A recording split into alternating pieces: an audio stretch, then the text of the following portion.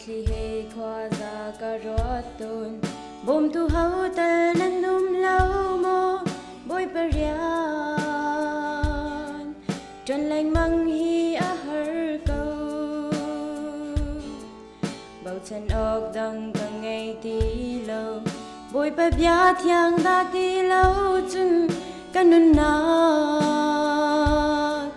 lấy chân ốc ka tí lâu Molen na har nak bin lay ana mo vai lam velaya nang la lo kay mi soal nun chan ngày lâu hi chim ding dây cả ngày ha lâu cả bôi pa vai lam ta long cả nun chan velay ta mi phun hoi na ni kay dây an ka rel ti lâu ra chân na ngày lâu băng cây ka tôn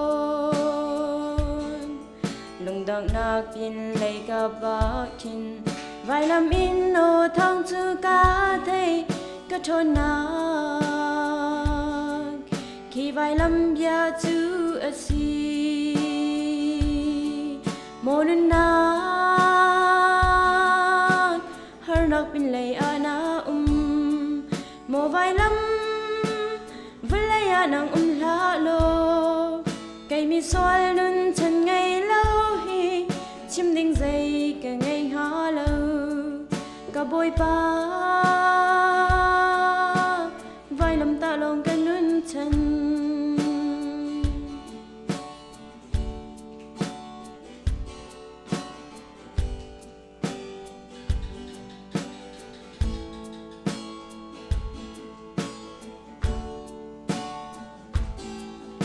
Soal bi ka rak si liao a ka soal thiri chua zan ter ka boy pa vai lam a an khan chi chang mo ka fa do ti na a chu o chu ka nin nak cha a lam rai tu ka ro chan nak sham asi Molen na har nak bin lay ana mo vai lam velaya nang la lo kay mi soal nun chan ngày lâu hi chim ding dây cả ngày ha lâu cả bôi pa